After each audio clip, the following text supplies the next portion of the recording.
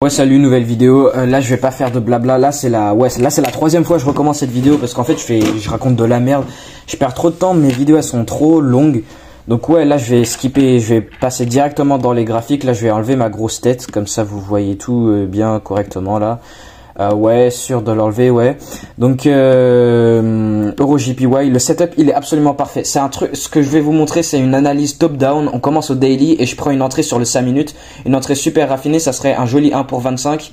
Je suis monté à 5 de RR et bah j'ai pas pris de partial et je me suis fait sortir avec une perte alors que j'aurais pu prendre des partials. Et puis voilà, je suis en gros drawdown sur mon test prop firme. Et le trade il m'a clairement mis mal parce que enfin c'était vraiment un truc con, c'est vraiment un truc super con.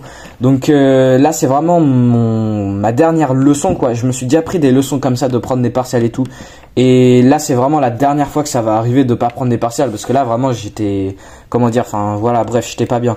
Donc ouais, je vais directement passer dans le graphique là. Donc ouais, je vous ai ouvert un graphique tout neuf, tout propre sur Oanda, sur le daily. Donc là on est sur le 1 jour. Donc voilà, les gros intervalles de temps. Et l'EuroJPY c'est vraiment une tendance haussière, raisons fondamentaux, la monnaie et tout. C'est une tendance haussière. Donc, et là on a eu cette belle baisse pour redescendre donc dans la dernière vente avant l'achat qui n'est toujours pas mitigée, qu'on peut trouver sur les intervalles de temps plus petites. Donc là on a cette descente qui vient devant. Mais en réalité, là, on a juste une belle prise de liquidité, donc plein de liquidités vendeuses en dessous de ce bas. Et je vais pas repartir, rescroller et tout vous montrer, mais j'avais trouvé donc la dernière demande raffinée qui a l'air insignifiante. Là, si je repars sur FXM, donc voilà mon truc. Donc là, je repars sur Oanda, excusez-moi. Et puis voilà. Donc là, on revient, on referme les dernières positions en négatif. Les dernières ventes avant l'achat du Composite Man à revenir fermer avant d'aller faire des plus hauts et juste poursuivre la tendance haussière dans laquelle on est et de venir du coup prendre ce haut qui est faible et ça qui est le bas protégé. Donc notre rangée c'est de ce bas vers ce haut. On prend de la liquidité et là qu'est-ce qu'on voit? Bah on réagit bien du niveau.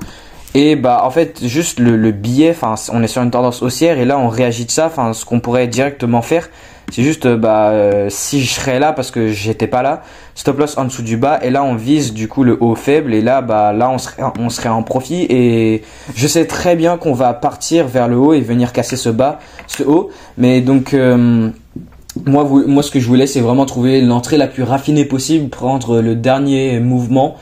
Le sniper quoi pour donc monter. Et donc ça c'est un joli 1 pour 4, rien que ça c'est un 1 pour 4, c'est un bon trade. Déjà rien que là on a le bon trade, mais j'ai trouvé un joli 1 pour 25. Bref, donc c'est vraiment c'est parfait. Donc là je me mets sur le 1h, non déjà je vais aller sur le 4h parce que c'est trop raffiné le 1h déjà. Donc là ce qu'on avait eu, ouais là sur le 4h c'est bien. Donc là on revient dans le niveau, on prend toute la masse de liquidité derrière et là bam, on prend toute la liquidité vendeuse en dessous de tous ces bas. Juste il n'y a pas de question à se poser, on prend plein de liquidité vendeuse, donc la contrepartie qui va permettre au Composite Man de pouvoir du coup acheter et donc repartir en tendance haussière. Donc là on est clairement parti en tendance haussière, là on casse ces hauts. Et là, on redescend pour mitiger les dernières ventes avant l'achat, Donc là, tout ce qui est là-dedans, c'est mitigé. Là, donc ici, on avait cette dernière mèche vendeuse, avant l'achat, qui a cassé la structure. Donc tout ce qui est avant est mitigé. Tout ce qui est avant, on s'en fout. Donc notre dernière, c'est vraiment cette mèche vendeuse avant l'achat que je vais vous raffiner sur les temps plus petits, qu'on verra plus clairement. Donc ouais, en vrai. Bref, donc là on a notre casseur de structure, notre dernière zone de demande elle est là-dedans. Donc là je vais aller sur le 1h. Et ouais, donc c'est vraiment une analyse top down. Donc on a notre point sur le daily, on réagit et on casse des structures vers le haut. Donc pour moi, mon point de vue c'est qu'on passe sur un order flow, un flux d'ordre haussier, pour revenir et se rencontrer avec du coup ce flux d'ordre haussier global sur lequel on est sur le daily. Du coup ça veut pas charger, mais on est sur une tendance haussière sur le daily. Et du coup on est descendu en tendance haussière, en tendance baissière pour du coup revenir fermer ce bloc, prendre la liquidité. Et là on repart pour un flux d'ordre haussier pour du coup rencontrer la tendance daily. Et enfin voilà quoi. Donc ouais, je veux pas qu'elle soit trop longue la vidéo. Et puis donc là sur le 1h, Donc là, on avait ce dernier mouvement baissier avant l'achat. On revient avec cette mèche pour revenir fermer, pour ensuite remonter et casser la structure de derrière. Donc ouais. Je suis un peu perdu. Je sais ce que j'ai fait. Hein. Je sais exactement ce que j'ai fait, mais vu que c'est un tout nouveau graphique, tout propre, je dois retrouver ce que j'ai fait. Donc ce que j'étais allé faire, c'est que on est revenu, on a mitigé cette dernière vente avant l'achat. Je l'avais raffiné dans un truc comme ça, genre vraiment je l'avais raffiné dans le dernier mouvement baissier avant l'achat, le dernier bloc. C'était un truc comme ça du genre, enfin j'avais vraiment bien trouvé. Mais bref, on s'en fout. Le moment où j'étais entré dans le marché, c'était à peu près ici. Et là, en revenant dans du coup cette zone de demande avec la dernière vente avant l'achat du Composite Man à revenir fermer avant d'aller faire des plus hauts du coup. Et là, qu'est-ce qu'on a eu du coup? Notre belle confirmation. Ici, on peut très clairement voir, ça saute aux yeux. Hein. On a cette accumulation week off. Donc ici, on accumule. En vrai, je sais pas si j'ai besoin de le schématiser ou pas, mais donc on aurait le climat d'achat, le climat de vente, le buying climax, automatic rally, le secondary test. Et là, bref, ainsi de suite. Je vais pas tout schématiser, mais donc voilà, on a notre belle accumulation week off. Pour du coup reprendre de la liquidité qui va permettre au Composite Man d'acheter après avoir revenu dans la demande qui est là. Donc là on aurait notre dernier spring et notre dernière structure protégée qui casse des structures faibles vers le bas, donc voilà, comme ça. Et là on vient casser les dernières structures protégées, et là ce que j'avais trouvé c'est du coup la dernière zone de demande qui était du coup dans cette mèche ici. Et vu que c'était Noël et que les marchés ils étaient fermés, moi ce que j'aurais fait c'est que du coup j'aurais placé mon achat là, stop loss en dessous de du coup les bas protégés qui étaient là, et du coup bah là logiquement venir viser la structure daily quoi, enfin tout en haut quoi, la structure sur le 1 jour. Et ça c'était mon truc de base, ce que je voulais faire. Donc notre accumulation week off elle était établie. Tout était fini. J'avais trouvé du coup la dernière demande qui était représentée par cette mèche vendeuse avant l'achat, mais sur les structures plus petites, on voit clairement l'order block vendeur avant l'achat. Donc là on revient, on la mitige et on monte. Donc à ce moment-là, là où ça s'était établi, là où ce mouvement était déjà fait, j'étais en train de dormir et du coup j'ai raté cette entrée vu que c'était Noël, les marchés étaient fermés, je pouvais pas placer d'entrée, donc ça aurait été mon entrée de base. Sauf que là on est monté et vas-y, bon je suis un peu perdu, je vais repartir sur les graphiques de FXCM là pour trouver ce que j'ai fait. Donc voilà, ouais, donc ce que je vous ai dit. Donc là regardez, on a notre belle accumulation week off, donc le support préliminaire avec ses liquidités à prendre en dessous de ces bas là. On a le climat de vente, automatic rally, les tests, le deuxième test, on a le down trust et là enfin un spring, si on viendrait bien voir, qui vient du coup liquider le down trust, donc le spring. Et là après on a notre sign of strength qui vient valider la fin de cette accumulation week off, donc on casse la structure protégée. On a le dernier niveau de demande, on revient et on ferme. C'est là où j'aurais pris mon achat pour revenir plus haut et donc voilà, graille toute cette montée. Sauf que là du coup on casse une nouvelle structure, et moi qu'est-ce que j'avais fait? J'avais trouvé cette dernière non du coup ça on s'en fout. Donc merde, putain, vraiment excusez-moi pour la qualité de cette vidéo, c'est 8 minutes. Bon en vrai j'ai fini, mais juste du coup j'ai trouvé mon entrée. Je vais pas exactement montrer comment, en fait je m'en souviens plus exactement, mais j'avais trouvé mon entrée. Donc j'étais entré à peu près là, stop loss en dessous de du coup le last point of demand. Donc j'aurai mon order block vendeur avant l'achat qui est là-dedans. On revient, on le ferme.